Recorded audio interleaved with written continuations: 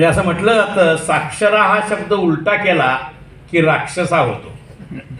आणि आता आपल्याला संबंध ब्युरोक्रेसीमध्ये, एक्झिक्युशनमध्ये आणि न्यायालयामध्ये अशा प्रकारचे साक्षर असलेले राक्षस दिसतात. म्हणून माणसानं सरस झालं पाहिजे. सरस उलटा सुलटा कसाही केला तर सरसच राहतो. ओबीसी ही आपली ओळख आपल्याला गुलाम करणाऱ्याने दिलेली आहे आणि तोच आधार आपल्या आरक्षणाचा आहे. एखादा मुलगा 8वी पास झालेला आहे आणि तो म्हणत असेल की मला FY ला ॲडमिशन द्या, 10 वेळा जरी त्यानं मागणी केली तर त्याला देता येईल का? त्याला नाही देता येणार. मग मंडल आयोगानं ज्या कसोट्या लावलेल्या होत्या त्या कसोट्यामध्ये तुम्ही अनुत्तीर्ण झालेला आहात, एकदा दोनदा तीनदा अनुत्तीर्ण झालेला आहात आणि त्यामुळं मराठ्यांना ओबीसी मध्ये आरक्षण देता येत नाही. कारण मागास समजण्याचा मूळ जो आदेश आहे, मूळ जी अट आहे ती अशी आहे. पहिली अट आहे, पहिली अट अशी आहे की जे स्वतःला मागास समजतात आणि इतर लोक त्यांना मागास असल्याप्रमाणे वागवतात. मराठे स्वतःला मागास समजत नाहीत आणि त्यांना इतर लोक मागास म्हणून वागवत नाहीत. कोल्हापुरातले मराठ्यांचे नेते माझ्याकडे आले होते खास विनंती करायला की तुम्ही गायकवाड समितीवर काम करा आणि आमच्या बाजून निर्णय द्या. म्हणजे मी समितीवर जायला तयार आहे पण तुमच्या बाजून निर्णय देण्याची शक्यता नाही आहे. आज 14 नोव्हेंबर आहे. आपल्याला मराठ्यांना आत न घेण्यासाठी जे कारण आहे ना, याच्यासाठी 13 तासांचं भाषण पंडित नेहरूंनी केलं होतं. त्यांचा आज वाढदिवस आहे. ही गोष्ट आपल्याला फार कमी लोकांना माहिती आहे. 1950ला संविधान लागू झालं आणि 1950ला खटला दाखल झाला, छोटेलाल खटला, की ज्या खटल्यामध्ये असं म्हटलं होतं की कलम 14 मध्ये state cannot deny equal protection of law असं म्हटलं होतं. धर्म, जात, लिंग, वंश याच्या आधारे कोणालाही न्याय नाकारता येणार नाही असं सांगितलं होतं. 15(1) आणि 2 मध्ये तेच सांगितलं होतं आणि 16(1) आणि 2 मध्ये तेच सांगितलं होतं. आणि त्या खटल्यामध्ये असं म्हटलं होतं, जर समान न्याय द्यायचा असेल तर राखीव जागा ठेवता येणार नाही. आणि म्हणून 1953ला घटना दुरुस्ती जी झालेली आहे, ही घटना दुरुस्ती तिघांच्यासाठी समान आहे. Schedule 1, schedule 2, schedule 3. Schedule 1 ST, schedule 2 SC आणि शेड्यूल 3 OBC. जे देशाच्या सांस्कृतिक मुख्य प्रवाहापासून तुटलेले आहेत, ज्यांचा धर्म देशातल्या मुख्य धर्मांच्या पेक्षा वेगळा आहे, ज्यांची भाषा वेगळी आहे आणि जे भौगोलिकदृष्ट्या विलग झालेले आहेत, त्यांना जनजाती म्हणावं, ST शेड्यूल ट्राईब म्हणावं. ओळखणं सोपं आहे. ज्यांना अस्पृश्य समजताना शिवून घेतलं ना जात नाही त्यांना SC म्हणावं, ओळखणं सोपं आहे. OBC कुणाला म्हणावं या प्रश्नासाठी 90 साल उजाडलेला आहे. म्हणून राखीव जागाचा आपला अधिकार 1953चा आहे, तो 1990ला अर्धवट मिळालेला आहे, हे लक्षात घ्यावं लागेल. आता हे सगळं काय आहे? या देशातला OBC 3 क्षेत्रामध्ये काम करतो: निर्मिती, सेवा आणि संस्कृती. आणि या तिन्ही गोष्टी माणसाच्या दृष्टीने महत्वाचं आहे. आणि म्हणा जगातल्या आदी मानवाला माणूस बनवणारा जो माणूस आहे ना, तो हा निर्मिक गटातला माणूस आहे. जोपर्यंत पहिलं मडकं तयार केलेलं नव्हतं तोपर्यंत माणूस जनावरासारखं पाणी पित होता. त्यामुळे जनावरापासून माणूस व्हायला कुंभार कारणीभूत ठरला. त्याला लाच द्यायला विणकर कारणीभूत ठरला. त्याशिवाय कपडे शक्य नव्हते. तुम्ही ज्या शेतीबद्दल बोलता आणि ज्या युद्धांच्या बद्दल बोलता, ज्या तलवारीच्या बद्दल बोलता, ते लोहारांच्या शिवाय आणि सुतारांच्या शिवाय शक्य नव्हतं. ज्या गाण्यांच्या बद्दल बोलता, तिथल्या गाणाऱ्या सामानांच्या नट, छारा यांच्याशिवाय शक्य नव्हतं. आणि म्हणून निर्मिती करणारा, सेवा देणारा, नावी असेल, परीट असेल, सेवा देणारा आणि संस्कृती निर्माण करणारा समाज म्हणून हा प्रमुख समाज जगभर असणारा जगाच्या संस्कृतीचा निर्मिक समाज आहे आणि म्हणून याचे अधिकार अबाधित राहिले पाहिजेत, याच्यासाठीचा हा लढा आहे. हा लढा महाराष्ट्राचा नाही, हा लढा संपूर्ण देशाचा आहे. आणि म्हणून काही फोटो इथं आणखीन असायला पाहिजे होते, तर ते 2 प्रमुख फोटो असायला पाहिजे. इथून पुढे आपण काळजी घेऊया. एक आहे पेरियार रामास्वामी नायकरांचा फोटो, कारण 1916ला ब्राह्मणेतरांच्यातल्या ओबीसीना राखीव जागा विधिमंडळात मिळाव्यात याच्यासाठी पहिला जाहीरनामा ब्राह्मणेतर पक्षानं मद्रासमधून काढलेला आहे. त्यामुळे पेरियार रामास्वामी नायकर ह्या मागणीचे प्रमुख आहेत. दुसरा जो आहे तो 12व्या शतकामध्ये लढाई करण्यामध्ये ओबीसीच्या सकट बीसीना बरोबर घेणारा बसवण्ण आहे.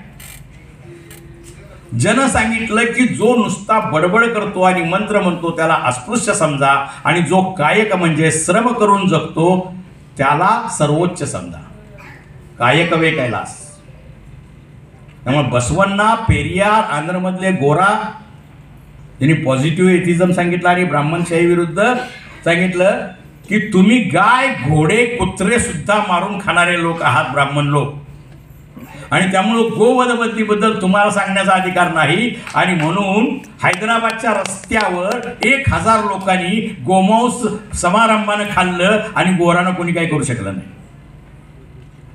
आपण फक्त महाराष्ट्राबद्दल विचार करतो, आपल्याला संपूर्ण देशाबद्दल विचार करण्याची गरज आहे आणि देशाचं नेतृत्व करण्याची गरज आहे. कारण महाराष्ट्रानं भारताचं भलं आणि बुरं दोन्ही महाराष्ट्रानंच केलेलं आहे. म्हणजे या देशाचं संविधान बाबासाहेब आंबेडकरांनी तयार केलं, ते महाराष्ट्रीयन होते, आणि या देशाचं RSS महाराष्ट्रानंच तयार केलं होतं, ते हेडगेवार सुद्धा महाराष्ट्रातच.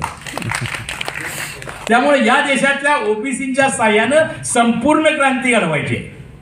आमच्यातले काही नेते आणि काही विचारवंत म्हणतात मराठ्यांना आरक्षण द्यायला आमची हरकत नाही आहे. तुम्हाला कोणी साक्षी द्यायला सांगितले काय? विचारलंय तुम्हाला? मराठ्यांना द्यायला ते मराठी बघतील की. मी कोणतं तरी स्टेटमेंट त्यांच्याबद्दल का करावं? कारण हे स्टेटमेंट मेंबर ऑफ पार्लमेंट के शहा यांनी 53 सालच्या घटना दुरुस्तीमध्ये 15/4 आणि 16/4च्या वेळेला हे स्टेटमेंट केलं होतं. स्टेटमेंट असं होतं की जे मॉन्टेग्यू चेम्सफोर्ड सुधारणेपासून आलेलं होतं, या देशातल्या सामाजिक आणि शैक्षणिक क्षेत्रात मागासलेल्या लोकांच्यासाठी आपल्याला विशेष तरतूद करावी लागेल. आता मग मला सांगा की शैक्षणिक आणि सामाजिक दृष्ट्या मागासलेल्या समाजासाठी दुरुस्ती केला पाहिजे. ही दुरुस्ती ज्यावेळेला मांडण्यात आली घटना दुरुस्ती, त्यावेळेला के शहानी त्याला उपसूचना मांडलेली आहे. ही उपसूचना अशी मांडलेली आहे की शैक्षणिक, सामाजिक आणि आर्थिक असा बदल यामध्ये करावा, आणि याच्यासाठी एक प्रदीर्घ म्हणजे ही त्यावेळेचं पार्लमेंट 25 तास कंटिन्युअस चाललेलं आहे. घटना दुरुस्ती सहजासहजी झालेली नाही आहे. आणि या 25 तासाच्या काळात नेहरू असं म्हणतात की आर्थिक मागासलेपण एका दिवसात दूर करता येतं. गरीब आहे, 1 कोटी रुपये दिले, संपलं आर्थिक मागासलेपण. शैक्षणिक मागासवर्गीयपण दूर होण्यासाठी किमान 1 पिढी खर्च पडते, आणि सामाजिक मागासलेपण अनेक पिढ्यामध्ये दूर होत नाही. आणि म्हणून शैक्षणिक आणि सामाजिक मागासलेपणाला आर्थिक मागासलेपणाच्या बरोबर तोलता कामा नये, आणि ही उपसूचना करण्यात येऊ नये, मान्य करण्यात येऊ नये. दुसरी गोष्ट ते म्हणतात की हा देश नवजात आहे, म्हणजे नवीन जन्मलेला देश आहे, आणि नवीन जन्मलेला देश 150 वर्षाच्या पिळवणुकीमुळं देशच गरीब आहे, त्याच्यामध्ये आर्थिक मागासाला काही संरक्षण देणं हा आरक्षण उपाय नाही आहे. या देशातली गरिबी हा राजकीय प्रश्नाचं द्योतक आहे. राजकीय प्रश्न आरक्षणानं सुटत नसतात, आणि आरक्षणाचे प्रश्न राजकारणानं सुटत नसतात. आणि म्हणून त्यावेळेच्या पार्लमेंटनं बहुमतानं आर्थिक मागासलेल्याला संरक्षण देता येणार नाही आणि यात बदल करता येणार नाही हे सांगितलेलं आहे. त्याच्यापूर्वी मी काही गोष्टी मुद्दाम तुम्हाला सांगतो, कारण तुम्हालाही वाचता आल्या पाहिजेत. भाषण सगळ्यांच्या लक्षात राहत नाही ना. ज्या वेळेला संविधान स्वीकारलं त्यावेळेला एक महत्त्वाचं स्टेटमेंट जे आहे ते आंबेडकरांचं आहे. आंबेडकर असं म्हणतात की आज घडीला आपण एका विरोधाभासाच्या दुनियेत प्रवेश करीत आहोत. आपण जसे असलो पाहिजे तसं संविधानामध्ये लिहिलेलं आहे, पण तसे आपण नाही आहोत. आपण संविधानामध्ये ज्यांना हक्काची मान्यता दिलेली आहे त्यांना ते हक्क दिले नाहीत, तर फक्त राजकीय लोकशाही तिचं तळपट हे सगळे सामान्य लोक आकाशात भिरकावून देतील. आज ती परिस्थिती आलेली की जर लोकशाही फक्त राजकीयच असेल आणि ती लोकशाही जर त्याचबरोबर सामाजिक आणि शैक्षणिक नसेल तर त्या लोकशाहीला अजिबात अर्थ नाही. आणि म्हणून आपल्याला लक्षात घ्यावं लागेल की त्याच वेळेला आपल्याला एक महत्त्वाची गोष्ट आहे की आपल्याकडं सामाजिक रक्षणाचं तत्व आणि आरक्षणाचं तत्व जे आलेलं आहे ते जगातला एक थोर विचारवंत अरिस्टॉटल याच्यापासून आलेला आहे. अरिस्टॉटल असं म्हणतो की समान लोकांना विषम पद्धतीनं वागवणं आणि विषम लोकांना समान पद्धतीनं वागवणं हे अन्यायाचं आहे. हे आपल्या संविधानाचं प्रमुख सूत्र आहे. आणि देश असमानतेनं नटलेला असताना सगळ्यांना असमान पद्धतीनं वागवावं लागेल, असमानांना वर घ्यावं लागेल, हे आंबेडकरांनी मांडलेलं आहे. आता असमानांना वर घ्यावं लागेल ही गोष्ट कुठून आली तर 1909 साली ॲनी बेझंट या ज्या काँग्रेसच्या सभासद होत्या त्यांनी असं म्हटलेलं आहे की सवर्ण उच्चवर्गीय मुलांच्या बरोबर अवर्ण मागास मुलांना बसवणं हे अन्यायाचं होईल. 1909ची गोष्ट आहे, काँग्रेसच्या अधिवेशनात झालेलं भाषण आहे. ते असं म्हणतात की अति दारू पिण्यामुळं, अस्वच्छ राहण्यामुळं, प्रचंड रोगराईमुळं आणि अज्ञानामुळं, असंस्कृत झाल्यामुळं या मुलांच्या संस्कृतीमुळं पुढारलेल्या वर्गाच्या मुलांची संस्कृती बिघडेल. आणि शिक्षणानं वरच्यांना खाली आणायचं नाही आहे, खालच्यांना वर न्यायचं आहे. म्हणून यांचे वर्ग वेगळे भरवा आणि त्यांचे वर्ग वेगळे भरवा. आणि आत्ताचं जे नॅशनल एज्युकेशन पॉलिसी 19 आहे त्यानं पण तेच सांगितलेलं आहे. प्रॅक्टिकल कुंभाराच्या मुलांनी कुंभार कामाचं करावं, सुताराच्या मुलांनी सुतार कामाचं करावं आणि त्यावेळेला IT ची गोष्ट मात्र ब्राह्मणांच्या ताब्यात राहील. हे सगळं माहीत असल्याशिवाय आपल्याला हे होणार नाही आहे. एक काळ असा होता की सर्वच लोकांना, सर्वच मागासलेल्यांना शैक्षणिक व सामाजिक दृष्ट्या मागास असं समजलेलं होतं. 53ला प्रश्न एवढाच होता की निश्चितपणे SC कोण आणि ST कोण ओळखता येत होतं, पण OBC कोण हे ओळखता येत नव्हतं. या देशाचा सर्वात दुर्दैवी माणूस म्हणजे नेहरू आहे आणि सुदैवी माणूस आंबेडकर आहे. राजीनामा दिल्यावर सुटले. कलम 31च्या वेळेला अमर्याद संपत्तीचा अधिकार ठेवला, तो आंबेडकरांना मान्य नव्हता, नेहरूंना पण मान्य नव्हता. नेहरू म्हटले की आंबेडकर तुमचं बरं आहे, तुम्हाला सुटका करून घेता येते, पण राज्य सरकारच शिल्लक राहिलं नाही तर दिलेले अधिकार सुद्धा काढून घेतील हे लोक. हे लोक म्हणजे कोण कोण? डॉक्टर राजेंद्र प्रसाद आहे, संविधान समितीमध्ये मीनू मसानी आहे. मीनू मसानीनं जर विरुद्ध भाषण केलं नसतं तर त्यावेळेलाच OBCला आरक्षण मिळालं होतं. श्यामाप्रसाद मुखर्जी आहे. असे अनेक लोक आहेत. पार्लमेंटमध्ये आणि घटना समितीमध्ये 90% सभासद प्रतिगामी होते आणि 10% सभासद पुरोगामी होते आणि प्रत्येक कलम सगळ्यांना पटवून सांगून पूर्ण करावं लागत होतं. 2 गोष्टींच्या बाबतीमध्ये जो वाद निर्माण होतो तो याच्यामुळे होतो.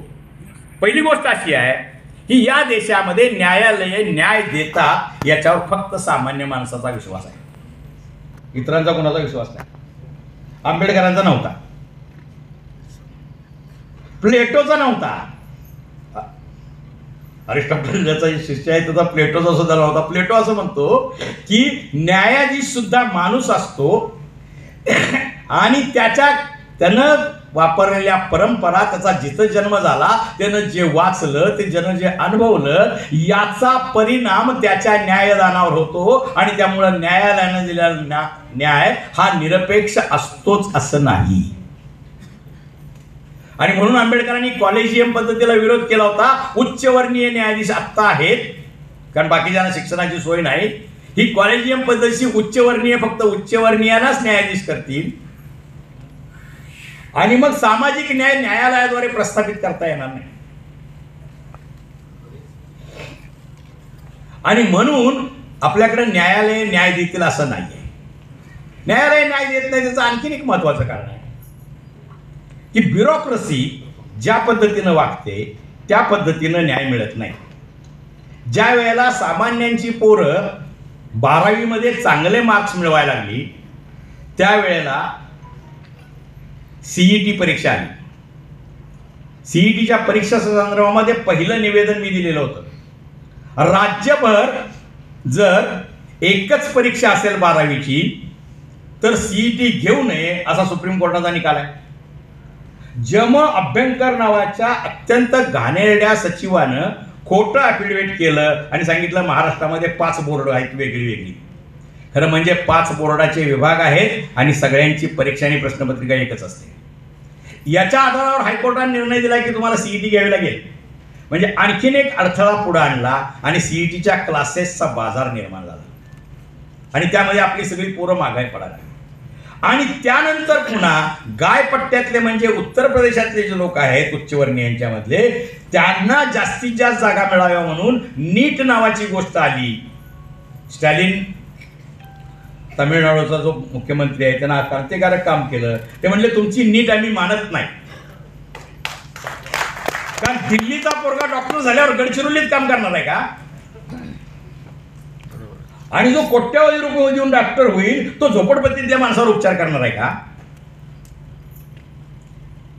आणि म्हणून त्यांनी नीट नाकारली. कारण एक घडलं की तिथं बोर्डात पहिली आलेली मुलगी तामिळ मीडियम मधनं पुढे आली होती आणि ती नीटला स्कोर करू शकत नव्हती म्हणून त्या पोरीनं आत्महत्या केली.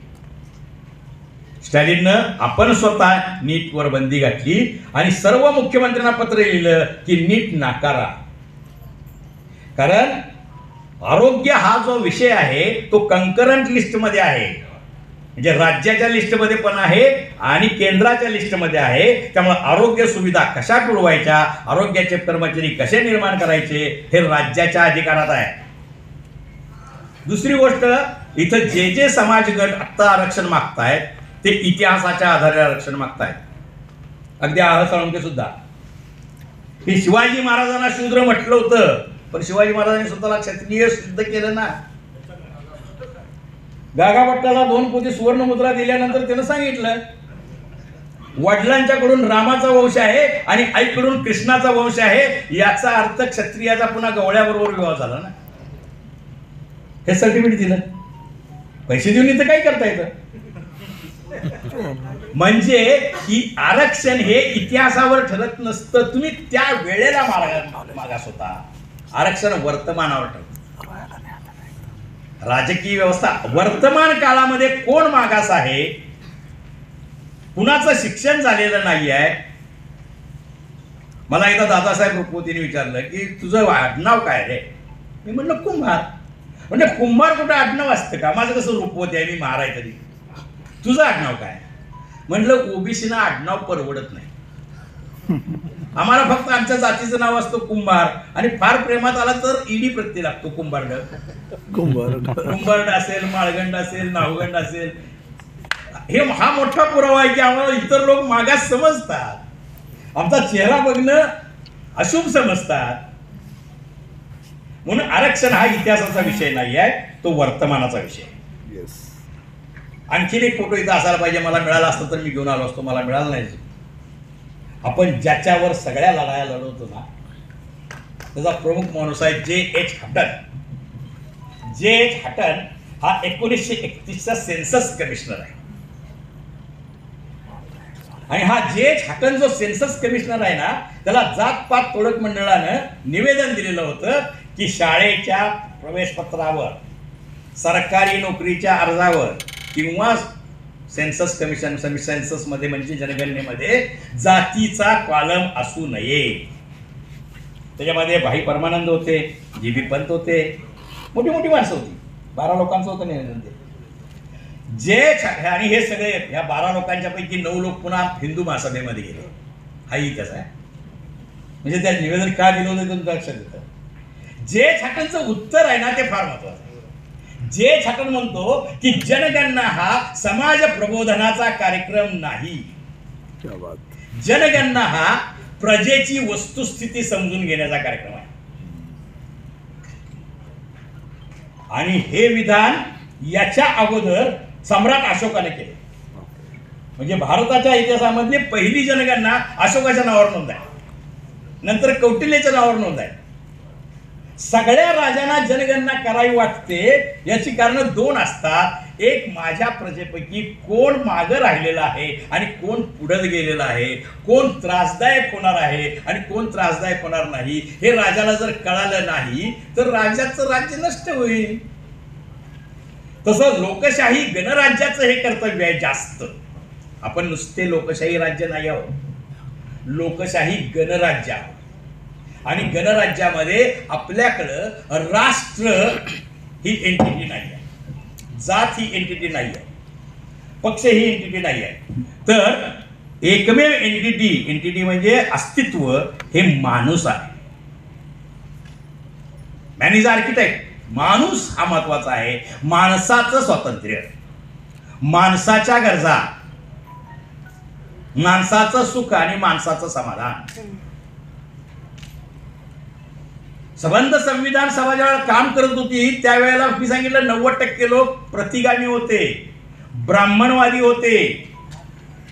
आरक्षणाची सुरुवात, राजकीय आरक्षणाबद्दल ज्याबद्दल बोललो होतो त्याची सुरुवात कधी आहे? राजकीय आरक्षणाची सुरुवात आहे 1910 ला.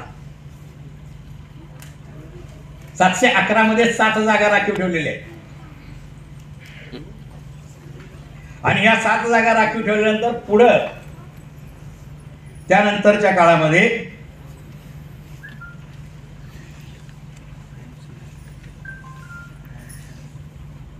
डिसेंबर 1916 मद्रासच्या हिंदू वर्तमानपत्रामध्ये ब्राह्मणेतरांचा जाहीरनामा प्रसिद्ध झालेला आहे, पेरियारने प्रसिद्ध केलेला. त्यामध्ये ब्राह्मणेतरांच्या पैकी मागास असलेल्यांना सेंट्रल लेजिस्लेटिव्ह असेंब्लीमध्ये राखीव जागा असाव्यात हे प्रतिपादन केलेलं आहे. आणि 15 एप्रिल 1920 ला शाहू महाराजांनी भाषण केलेलं आहे. ते म्हणतात, देश सर्वांचा जर असेल तर एखाद्या पुढाऱ्यानं शेतकऱ्यांनी नांगर धरायचा का व्यापाऱ्यांनी तागडी धरायची आहे असेंब्लीमध्ये जाऊन, त्यांचं इथं काम नाही, हे काम फक्त शिकलेल्या ब्राह्मणांचं आहे, असं जे टिळकांनी म्हटलेलं होतं त्याच्या विरुद्ध उघड भाषण शाहू महाराजांनी केलेलं आहे. आणि त्याची तारीख आहे 15 एप्रिल 1920. देशाच्या जबाबदार पुढाऱ्यांनी अशा प्रकारची बेजबाबदार विधानं करू नयेत असं शाहू महाराज म्हणतात तिथं. कारण केसरीमध्ये हे छापून आलेलं होतं. लॉर्ड साऊथबोरो समितीनं या जागा 7 वरनं 24 वर नेलेल्या आहेत. राजकीय आरक्षणाबद्दल बोलतोय, त्याच्याबद्दल आता आपण बांधतोय. आणि त्यानंतर मग संविधानामध्ये ही वाक्यरचना येते की सर्व नागरिकांच्या गटांना लोकसभेमध्ये आणि नोकऱ्यांच्या सर्व श्रेण्यांच्या मध्ये पुरेसे प्रतिनिधित्व मिळणे गरजेचे आहे. यातला प्रत्येक शब्द महत्वाचा आहे. ज्या वेळेला ओबीसीना पदोन्नतीतलं आरक्षण नाकारलं जातं त्यावेळेला ही सरळ गोष्ट आहे की संविधानाचं म्हणणं असं आहे की पुरेसे प्रतिनिधित्व होत नाही तोपर्यंत आरक्षण थांबत नाही. आणि ज्या ठिकाणी पदोन्नतीनं बढती होणार आहे वरच्या वर्गामध्ये, तिथं पदोन्नतीमध्ये आरक्षण नसेल तर त्या श्रेणीमध्ये पुरेसं प्रतिनिधित्व मिळणार नाहीये. आणि म्हणून पदोन्नती देणं हा आरक्षणाचाच प्रश्न आहे. बर, BA LLB वकिलांनी माफ करावं, किंवा MA LLB झाल्यानंतर सर्वच क्षेत्रातलं आपल्याला कळतं, असं न्यायाधीशांनी का समजावं? म्हणजे न्यायाधीश संविधान वाचत नाहीत किंवा काय, अशी एक मला शंका येत राहते. म्हणजे सरळ सरळ सुप्रीम कोर्टामध्ये हे न्यायाधीशांच्या निकाल पत्रकात आलेलं आहे, आरक्षण हा संविधानिक अधिकार नाही किंवा मूलभूत अधिकार नाही. बरोबर आहे ना सर? मग ते शेड्यूल 4 मध्ये यायला पाहिजे होतं ना. शेड्यूल 3 हे तयारच केलेलं आहे मूलभूत अधिकारांच्यासाठी. शेड्यूल 4 मार्गदर्शक तत्वांच्यासाठी आहे. आंबेडकरांना विचारलं होतं तेव्हा त्या महत्वाच्या गोष्टी आहेत शिक्षणासारख्या, संपत्तीच्या अधिकारासारख्या, तर तुम्ही शेड्यूल 4 मध्ये टाकलेत मार्गदर्शक तत्वामध्ये. दोन्हीमध्ये फरक जरा लक्षात घ्या.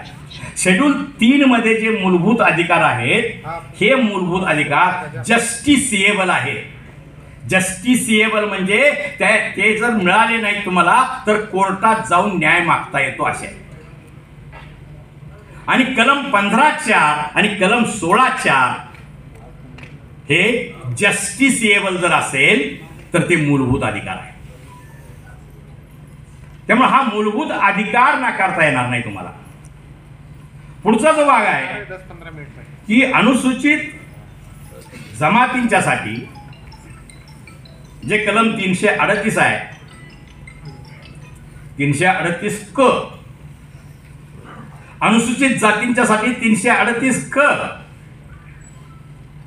आणि ओबीसींच्यासाठी 338 ग, ज्याच्या अन्वये वेळोवेळी तुमची किती प्रगती झाली आणि तुम्हाला आणखीन प्रगत होण्यासाठी कोणत्या सोयी द्याव्या लागतील आणि कोणत्या सवलती द्याव्या लागतील याची तरतूद राज्यानं करावयाची आहे. राज्य स्टेट म्हणजे केंद्र सरकार आणि राज्य सरकार दोन्ही. दुसरी गोष्ट 338 आणि 338 क आणि 338 ख याच्यामध्ये 1, 2, 3, 4 जास्त सगळ्या गोष्टी आहेत. त्या सर्वच्या सर्व तिन्ही कलमामध्ये समान असल्यामुळं संविधानिकरित्या ST, SC आणि OBC या तिघांना वेगळं वेगळं मानता येणार नाही. म्हणजे शेड्यूल कास्ट आणि शेड्यूल ट्राईबना तुम्ही वेगळं मानता कारण त्याला संविधानिक अधिकार आहे आणि ओबीसीना संविधानिक अधिकार नाही. ही गोष्ट संविधानाच्या आधारे चुकीची आहे हे सिद्ध करण्याचा पुरेसा पुरावा संविधानामध्येच उपलब्ध आहे. 340(1) मध्ये पहिल्यांदा ओबीसीचा उल्लेख आहे आणि नंतर अनुसूचित जाती जमातीचा उल्लेख आहे. 340(1) असं म्हणतं की भारताच्या राज्यक्षेत्रातील सामाजिक व शैक्षणिक दृष्ट्या मागासलेल्या वर्गाच्या स्थितीचे व त्यांना ज्या अडचणी सोडवाव्या लागतात त्यांचे अन्वेषण करणे म्हणजे संशोधन करणे, अन्वेषण करणे व त्यांच्या अडीअडचणी दूर करण्यासाठी व त्यांची स्थिती सुधारण्यासाठी आयोग नेमणे. याच्या पुढे जाऊन एक फार मजेशीर गोष्ट आहे.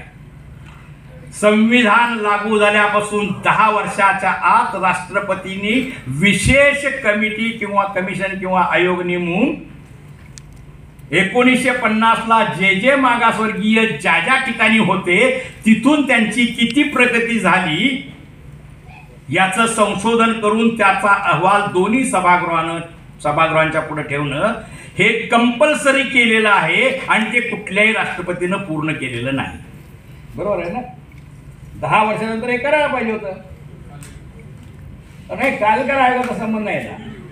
रिव्ह्यू कमिटी कुठल्याही राष्ट्रपतीने नेमून आज घडीला बाबा 50 ला यांचं इतकं शिक्षण होतं, 60 ला एवढं झालं, 70 ला एवढं झालं. बरोबर. आता हे का नाही केलं तर गोष्टी न करण्याच्या 2 गोष्टी असतात, 2 कारणं असतात. एक लॅक ऑफ टूल म्हणजे हत्यार नसणं, अवजार नसणं विश्लेषण असतं, आणि lack of procedure of tool अवजार वापरायचं कसं याचं ज्ञान नसणं. या क्षेत्रामध्ये दोन्ही गोष्टी घडलेल्या आहेत. मागास कोण आहे हे ठरवलंच नाही तुम्ही, आणि या देशामध्ये मागास कोण आहे हे ठरवण्यासाठी एकच गोष्ट आहे की माणसाला एकच आयडेंटिटी आहे जी त्याला सहजासहजी बदलता येत नाही, ती आहे जात. आणि त्यामुळे कोणत्या जाती मागासलेल्या आहेत, या मागासलेल्या जातींची नोंदच केली नाही आणि मोजणीच केली नाही, तर कोण मागास आहे तुम्ही कशाच्या अधिकारावर ठरवणार आहे, कशाच्या आधारावर ठरवणार आहे? त्यामुळे रिव्ह्यू कमिटीसाठी पुरेसा डाटा नाही. 41चं सेन्सस झालं नाही. ते झालं असतं तर आपण 41चा आधार घेतला असता. 51चं सेन्सस करणारा सेन्सस कमिशनर ब्राह्मण आहे. हे सेन्सस जातवार करू नये असा कोणताही ठराव पार्लमेंटमध्ये झालेला नाही. पण संविधानानं सेन्सस कमिशनरला जी स्वायत्तता दिलेली आहे त्याच्या अधिकारामध्ये असा निर्णय घेण्यात आला. आणि हा निर्णय घेण्यासाठी एक कारण होतं की तिथल्या उच्चवर्णीय लोकांनी असं सांगितलं की अहो सारख्या जातींचा उल्लेख करावा, जातीवाद वाढेल ना, आपल्याला देश एक करायचा आहे. म्हणजे देश एक करायचा आहे म्हणजे एका जगात मडकं बांधायचं आहे, दुसऱ्याला मजुरी करायला लावायची आहे आणि तिसऱ्याला राज्य करायचं आहे, ह्याला देश एक म्हणतात का? आणि मग 51 नंतर पुन्हा कधी करायची गरज नव्हती. परंतु जातवार सेन्सस का करायचा नाही हे सांगणं जास्त अवघड आहे. कारण सेन्सस कमिशनच्या घटनात्मक तरतुदीमध्ये जनगणना आयोग हा प्रजेच्या सामाजिक, आर्थिक, राजकीय, नोकऱ्या, नैसर्गिक साधनसामुग्री या सगळ्यांच्या अधिकाराची मोजणी करून देशाची वस्तुस्थिती समजून घेणारा आयोग असतो. आणि मग तो तसा असेल तर त्यात जात का नोंदवायची नाही हे सांगणं शक्य नसल्यामुळं एका वाक्यामध्ये पार्लमेंटमध्ये सरकारनं सांगितलं यावेळची जनगणना पण जातवार होणार नाही. No explanation. का होणार नाही सांगितलेलं नाही. आणि याचं महत्वाचं कारण आहे की आपले नेते हे व्यभिचारी आहेत, भ्रष्ट आहेत. दोन्ही चाललं असतं पण भित्रे आहे. आणि हे भित्रे भ्रष्ट असल्यामुळं तिथं यासाठी विशेष चर्चेची मागणी पण करण्यात आलेली नाही आणि ती मान्य पण झाली नसती. कुणीही राजीनामा दिलेला नाही आहे की बाबा तुम्ही जर जनगणना करणार नसाल अशा प्रकारे. कारण शासन आदेश देऊ शकतं की आम्हाला ही माहिती पाहिजे आहे आणि ही माहिती तुम्ही देऊ शकता. दुसरी गोष्ट, जनगणनेशिवाय नागरिकांच्या शैक्षणिक व सामाजिक मागासलेल्यापणाबद्दल, रोजगाराबद्दल, उद्योगाबद्दल माहिती गोळा करण्याचा एक सुस्पष्ट अधिकार राज्यांना मिळालेला आहे. त्या आधारे जनगणना राज्याला आपली करून घेता येते आणि ती राज्यानं केलेली असल्यामुळं आणि आपलं राज्य हे गणराज्य असल्यामुळं ती सरकारला सत्य मानावी लागते. आत्ता ज्या मागासवर्गीय आयोगाला जो डेटा गोळा करायला सांगितलाय, कसला डेटा म्हणतात त्याला? Empirical data. आदेशामध्ये स्पष्टपणे लिहिलेलं आहे a separate commission devoted to the empirical data should be appointed by the state government. मागासवर्गीय आयोग त्याचं काम इम्पिरिकल डेटा गोळा करणं नाही आहे. त्यांनी केला तर तो चालणार नाही आहे. बिकॉज तुम्ही काही म्हणलं ह्या कमिशनला आम्ही डिव्होटेड म्हणून अधिकार दिलेले आहे. डेडिकेटेड हा डेडिकेटेड आयोग नाही आहे. तुम्हाला साधी गोष्ट आहे, एक कमिटी नेमायची आणि त्यांना एकच काम द्यायचं आहे. त्यातनं पण हे गोळा करतील माहिती अशी ब्युरोक्रेसीला शंका आहे. आणि ती ब्युरोक्रेसीला शंका असल्यामुळे ब्युरोक्रेसीने त्यांना पैसे पण दिलेले नाहीत आणि सोयी पण दिलेली नाही. आता ब्युरोक्रेसी तयार कशी होते? ब्युरोक्रेसी तयार अशी झाली, इथल्या ब्राह्मणांची 3 मायग्रेशन झालेली आहे. पहिलं पेशवाईच्या काळामध्ये कोकणामधून पुण्यामध्ये दररोज 1 लाख ब्राह्मणांना पोटभर जेवण घालून दक्षिणा देण्याची सोय होती गरिबांच्या पैशातनं. सगळे जमा झाले आणि पेशवाई कोसळायला लागल्यावर ह्यांचं करायचं काय प्रश्न आला. आणि म्हणून त्यावेळच्या इंग्रजांच्या आधिपत्याखाली असलेल्या ब्राह्मण ब्युरोक्रेसीनं सगळ्या गावांच्या मध्ये पाठवून दिले ना कुलकर्णी म्हणून सगळ्या गावांच्या मध्ये कुलकर्ण्याचा वाडा सगळ्यात मोठा असतो. सगळ्यात जास्त जमीन कुलकर्ण्याच्या ताब्यात असते. हे दुसरं मायग्रेशन आहे. आणि तिसरं मायग्रेशन महात्मा गांधींच्या खुनानंतर गावोगावी जाळपोळ झाल्यानंतर हे सगळे पुण्यात आणि मुंबईत एकवटले आणि नवीन जन्माला आलेल्या राष्ट्राला मोठ्या प्रमाणावर नोकरशाहीची गरज होती आणि हे शिकलेले होते आणि त्यामुळे संपूर्ण नोकरशाहीवर ताबा जो मिळाला तो या सगळ्या उच्चवर्णीयांना मिळाला. आर्मीवर ताबा कसा मिळवलेला आहे? हेडगेवारांचं भाषण आहे, उपलब्ध आहे. आपण लोकसंख्येच्या अधिकारावर या देशावर राज्य करू शकत नाही आणि या देशावर दीर्घकाळ ब्राह्मणांनी राज्य केलेलं आहे. आणि म्हणून राज्य ताब्यात ठेवण्यासाठी पोलीस आणि आर्मी याच्यावर आपला ताबा असला पाहिजे आणि म्हणून त्यासाठी विशेष नियोजन करण्यात आलं पाहिजे. आणि म्हणून भोसला मिलिटरी स्कूलची स्थापना हेडगेवारांनी केलेली आहे. आणि साध्वी प्रज्ञा ठाकूर आणि पुरोहित यांनी पहिली मीटिंग मालेगाव बॉम्बस्फोटाची भोसला मिलिटरी स्कूलमध्ये केलेली आहे. एकदा हे समजावून घ्या की इथली ब्युरोक्रेसी काय काम करते आणि ते काम तसं का करते. आणि हे समजून घेण्यासाठी आणखीन एक गोष्ट महत्वाची आहे. ती गोष्ट महत्वाची आहे म्हणजे संस्कृती. राजकीय सत्ता सांस्कृतिक प्रचारातून येते हे आपण 2014 पासून बघितलेलं आहे. खोटा केला तरी सांस्कृतिक प्रचार. कारण वर्तमानपत्र त्यांच्या ताब्यात आहे, टीव्ही त्यांच्या ताब्यात आहे, सोशल मीडिया त्यांच्या ताब्यात आहे आणि पैसा पण त्यांच्याकडे आहे. याच्या बदल्यामध्ये आमच्याकडे काय आहे? मला आज सगळ्यात जास्त बरं वाटलं पहिला सांस्कृतिक कार्यक्रम बघून. क्या बात. आणि ही परंपरा या भागातल्या कुणबी आगरी समाजाकडे आहे. याचं कारण नारायण नागू पाटील या देशातला मोठा क्रांतिकारक, चिरनेचे होतात ने इथले मोठे क्रांतिकारक, ज्यांना कोणी विचारत नाही. पण ही जी सांस्कृतिक परंपरा आहे ही आपली ताकद होती. गावागावामध्ये जत्रेमध्ये उत्सवामध्ये आपली पोरं नाचत होती, गात होती आणि संदेश देत होती इथल्या बहुजनांच्या संस्कृतीचा. हे संपल्याबरोबर आपल्याला फक्त ब्राह्मणी संस्कृतीचाच उद्घोष ऐकायला मिळतो आणि आपण इकडं सगळ्या सभागृहामध्ये क्रांतीचा विचार करतो आणि आपल्या घरातली माणसं गांजा ओढणाऱ्या गजानन महाराजांच्या नादाला लागलेल्या असतात, नाहीतर धर्माधिकारीच्या नादाला लागलेल्या असतात.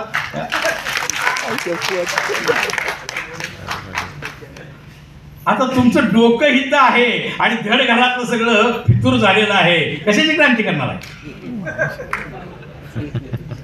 आहे ती वर्तमानपत्र आमची बातम्या छापत नाही आणि आमच्या ताब्यात वर्तमानपत्र नाही.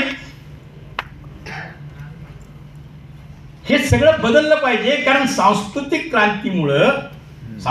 क्रांती करून बौद्धांचं राज्य आलं आणि पुष्यमित्र संघानं ब्राह्मणी सांस्कृतिक क्रांती केल्यामुळं ब्राह्मणी राज्य आलं. आणि सांस्कृतिक अंगानं मोगरा फुलला हे गाणं जर लताबाईंनी गायलं नसतं तर ज्ञानेश्वरी उघडून कोणी वाचलं असतं. सगळी वचनं गोड भाषेत गायली की लोक कशावर विश्वास ठेवतात. एक साधं उदाहरण सांगतो. राधे कृष्ण राधे कृष्ण राधे कृष्ण. सगळ्यांना राधा कृष्ण म्हणजे पवित्र वाटतं ना, पण राजाला अनय नावाचा नवरा होता ना. नवरा हयात असताना ही बाई व्यभिचार करायला त्या कृष्णाकडे जाती आणि त्याला पवित्र होऊन आमच्या घरात करतो. आपली बायको गेली तर चालेल काय? बरं त्या रुक्मिणीचं सत्यभामेचं काय करायचं? याचा परिणाम असा होतो की स्त्रीला दासी मानायची हे ब्राह्मणांच्या पेक्षा आपण जास्त पटवून घेतलंय हो. म्हणून सभागृहामध्ये 2 किंवा 3च बायका आहेत. पण ओबीसीच्या मध्ये नवरा एकटा काहीही करू शकत नाही. इव्हन शेतकऱ्यांच्या मध्ये पण नवरा एकटा काही करू शकत नाही. एवढ्यावर वर बाई असेल तर खाली झाडू मारायला नवरा असतोच ना. जर नवरा गाडगी करत असेल तर बायको चिखल तुडवायला असते. बरोबर घेऊन काम करणं हे ओबीसीचं वैशिष्ट्य आहे. आणि जोपर्यंत आपला मुलगा आणि आपली बायको आपल्या बरोबर येत नाही तोपर्यंत ही क्रांती यशस्वी होत नाही. बर, खोटा इतिहास ते सांगतायत, खरा इतिहास सांगायला तुम्हाला कोणी नको म्हटलंय? म्हणजे बळीराजाचं आपण हे केलं बरोबर. आणखीन एक बळीराम होता. सांस्कृतिक गोष्टीने किती परिणाम होतो दिगंबर लोहांना माहित आहे. 2006 आम्ही बळीराजा महोत्सव सुरू केला. पहिल्यांदा कम्युनिस्टांनी विरोध केला. पुराणातली वांगी इथं कशाला भाजा लागला म्हणले. एकटे गोविंदराव पानसरे म्हणले राजेंद्र कुंभार इज वन मॅन आर्मी, मी त्याच्याबरोबर जाणार आहे. लोकांनी भीती गाठली, मित्रांनी भीती गाठली, डोकी फोडतील, कारण तुम्ही वामनाचं डोकं फोडणार आहे आणि वामन विष्णूचा अवतार आहे. वामन दहन केलं बायकांच्या हस्ते. आणि कुठल्या बायकांच्या हस्ते?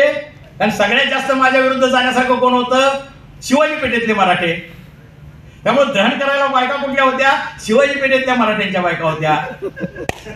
त्यामुळे पानसरेंना मी म्हणलं की मराठा किती वेळा असला तर स्वतःच्या बायकोचं डोकं फोडणार नाही.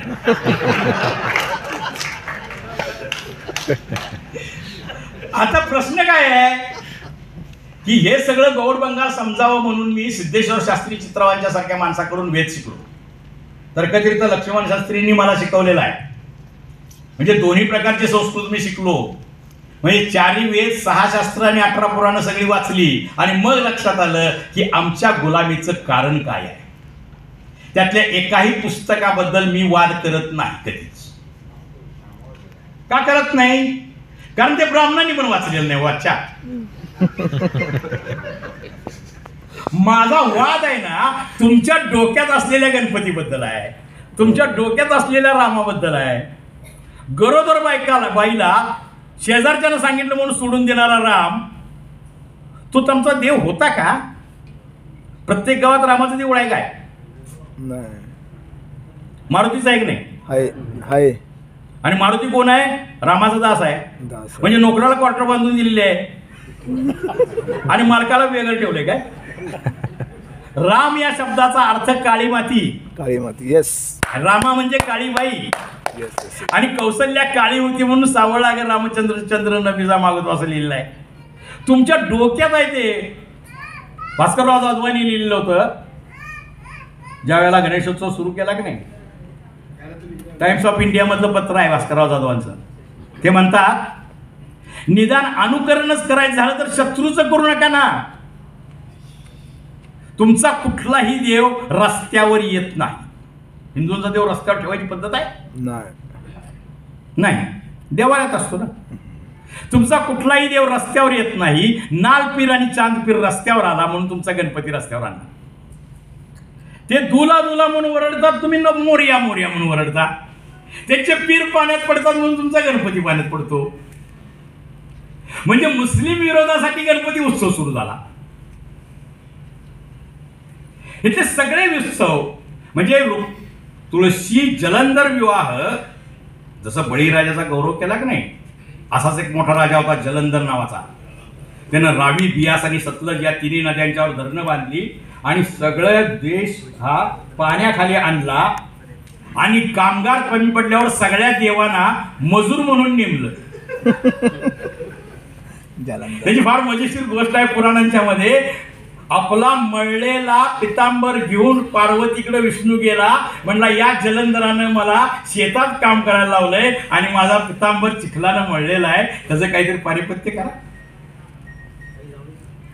ही जी लढाई आहे ना माणसांच्या मनामध्ये, त्यांनी काय केलं, त्या मायग्रेशन बरोबर आणखीन एक मायग्रेशन झालंय. त्यांनी 3 संस्था निर्माण केल्या. प्रवचनकारांची संस्था, पुजाऱ्यांची संस्था आणि कीर्तनकारांची संस्था. आणि हे सगळं एवढं अलीकडचं आहे, मी का सांगायला लागलो वेळ घालवून, एवढं अलीकडचं आहे की आपल्याला बदलणं शक्य आहे. पहिली आरती 1660 सालची. रामदास, श्रीधर आणि नरहरी या तिघांनीच आरत्या लिहिल्या. शंकराची आरती रामदासानंच लिहिली आहे, गणपतीची आरती त्यानंच लिहिलेली आहे. देवीची आरती श्रीधर नरहरीने लिहिली आहे, बाकीच्या आरत्या श्रीधराने लिहिल्या आहेत. म्हणजे 1660च्या पूर्वी देवाच्या आरत्या आम्ही करत नव्हतो, नाहीतर कुठेतरी आल्या असत्या की नाही त्या आरत्या. बरं, ब्राह्मणांना धर्मशास्त्राप्रमाणे देवळात पूजा करण्याचा अधिकार नाही. याचं कारण असं आहे की ब्राह्मण वैदिक असल्यामुळं फक्त यज्ञच करायचा असतो त्यांनी, आणि यज्ञात मूर्तीपूजा नसते. लढाई काय आहे ते त्यांच्या पुस्तकात जे आहे ना ते आमच्या देवाऱ्यात नाही, आणि आमच्या देवाऱ्यात आहे ना ते त्यांच्या पुस्तकात नाही. ब्रह्मा विष्णू महेश आहेत का देवाऱ्यात कुणाच्या? वरुण अग्नी आहेत का देवाऱ्यात कुणाच्या? इंद्र बिंद्र कुठं दिसलाय काय? त्याचं देऊळ बिऊळ उत्सव विस्तव जत्रा झाले काय? नाही.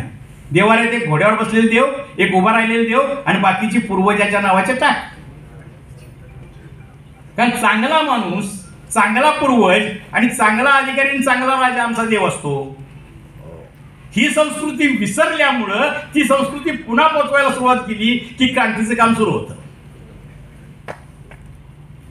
त्यांचे उत्सव जे आहे म्हणजे रेणुकेला अंबिलीचा गाडा लागतो. मला एकाने विचारलं अंबिल कशासाठी हो? म्हणलं साधी गोष्ट आहे, 5 मिनिटात 1000 माणसांना जेवायला घालायचं असलं तर अंबिलच करता येते, दुसरं काय करता येत नाही. लाडू मिळणारच नाही ना मला, अंबाबाईला साखर फुटानेच लागणार आहेत. म्हणून माणसांचा धर्म त्या धर्मापासून त्यांना ब्राह्मणी धर्माकडनं नेण्याचा बदल केला की आपल्याला अर्धा विजय मिळतो. नाहीतर काय होणार आहे, आपण दरवर्षी प्रबोधनचा मेळावा घेणार आहे, वर्धापनाचा मेळावा घेणार आहे, आणि आपल्या बायका सनातनची कॅलेंडर घेऊन घरात लावणार आहे. सनातनच्या कॅलेंडरच्या ऐवजी आमच्या नेत्यांची कॅलेंडर लावली पाहिजे ना. जे आम्हाला सैन्याने शिकवलं, बसवेश्वरांनी ज्याला शिकवलं, 770 शिवशरण शिवशरणी कल्याणमध्ये काम करत होते. पहिल्यांदा स्त्रीला अधिकार असतो हे अक्क महादेवीने सांगितलं. कपडे न घालता ती फिरत होती, फक्त केस पांघरून. आणि ते अनुभव मंडपामध्ये आल्यानंतर बसवण्णा म्हणाले, अक्का तू अशी का आलीस? ती बसवण्णा म्हणते, अण्णा तुला पण माझं शरीरच दिसतं काय? फक्त त्याच्या आत मी काय बोलते काय विचार करते महत्वाचं नाही का? हरळया चांबाराचा पोरगा आणि मधुवरस ब्राह्मणाचे मुलगी लावण्य, या दोघांचं लग्न लावून दिलं जाहीरपणे ज्या माणसानं, त्याच्यापेक्षा वेगळा ओबीसीचा नेता कोण असू शकणार आहे? वेश्या, परीट, कुंभार, सुतार, लोहार, महार, मान सगळे एकत्र आले, आणि जे श्रम करतात त्यांना लिहिण्याचा अधिकार आहे, आणि म्हणून 2 कोटी वचनं लिहिण्यात आली. त्यांना बोलण्याचा अधिकार आहे आणि त्यांना निर्णय घेण्याचा अधिकार आहे. म्हणून हे सगळं महाराष्ट्रानं समजावून घेतलं पाहिजे. रामास्वामी नायकरांनी काय केलं, राम लक्ष्मण सीतेची चपलानं मारत दिंड काढली. म्हणून आजही मद्रासमध्ये काँग्रेस येत नाही, भाजप शिरत नाही, आणि म्हणून इथं आपल्याला एक लढाई लढत असताना एक सांस्कृतिक लढाई लढायची आहे, त्याचबरोबर एक संविधानिक लढाई लढायची आहे. मला असं वाटतं की संविधान वाचण्यासाठी आणि समजून घेण्यासाठी काही केडर कॅम्प्स जिल्हावाईज झाले पाहिजेत, तरुणांच्यासाठी केडर कॅम्प झाले पाहिजेत, इतिहास समजून घेणारा केडर कॅम्प झाला पाहिजे, आणि किमान 5 जिल्ह्याला एक असं एक कलापथक असलं पाहिजे, जसं हे कलापथक आहे तसं. आणि मग आपण सगळ्यांच्यापर्यंत, आपण एवढे जेवढे बसलेले आहोत, एवढ्याने जरी ठरवलं तरी देखील आपण आपला मीडिया तयार करू शकतो, आपली वर्तमानपत्र चालवू शकतो, आपली वर्तमानपत्र प्रसिद्ध करू शकतो, आणि लोकप्रिय पण करू शकतो. बाबासाहेबांच्या मागे किती लोक होते? बहिष्कृत भारत आणि मूकनायक चालवला त्यावेळेला, त्यांच्यापेक्षा चांगली परिस्थिती आपली मला वाटतं. हे सगळं करणं, कायद्याचं ज्ञान सगळ्यांना देणं, आणि एका क्रांतीला. म्हणून मी सांगतोय की जनगणना आणि राखीव जागा हा केवळ प्रश्न नाही आहे, प्रश्न आहे की कलम 39 प्रमाणे सर्व संपत्तीचा अधिकार सगळ्यांचा आहे. ही इक्विटी मिळाली पाहिजे, आणि ही इक्विटी मिळण्यासाठी सर्व श्रेणींच्या मध्ये सर्वत्र आरक्षण मिळालं पाहिजे, आणि सर्व जातींचं जनगणना झाली पाहिजे, आपली नव्हे. त्याशिवाय कळणार नाही कोण कुठं आहे. मराठ्यांना सिद्ध करू दे ना, ते आहेत म्हणून आमच्यावर बाग असलेले.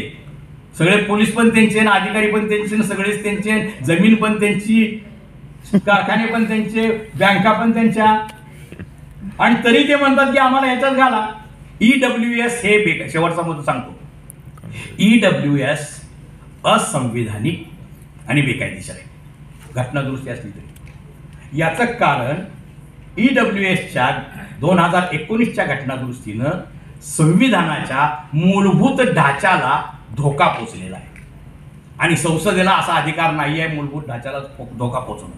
काय धोका पोचवलेला आहे? संविधानानं जो अधिकार दिलेला आहे त्यामध्ये इकॉनॉमिकल विकर सेक्शनला काही देत नाही आणि इंदिरा साहनीप्रमाणे 50% पेक्षा जादा देत नाही. EWS जर ठेवायचं असेल तर तुम्हाला 50%च्या आत आलं पाहिजे. 50%च्या आत यायचं असलं तर SC ST त्या हात लावणार नाहीत. म्हणजे OBC मध्ये हे 12% 15% येतील आणि बाकीच्या जागा पण तेच घेतील. म्हणून ही लढाई प्रत्येक घरापर्यंत पोहोचवणं, घरातल्या बाईपर्यंत, घरातल्या मुलापर्यंत पोहोचवणं हे आपलं कर्तव्य आहे. त्याच्यासाठी जनमोर्चा जे काम करतोय ते अतिशय महत्त्वाचं आहे. हे कसं वाढवता येईल ह्याच्यावर विशिष्ट विचारी कार्यकर्त्यांच्या बैठका होऊन, शिबिरं होऊन काम सुरू करावं लागेल असं मला वाटतं. तुम्हाला शांतपणे सहन केलं त्याबद्दल तुमच्या सगळ्यांचा आभारी आहे. जय हिंद.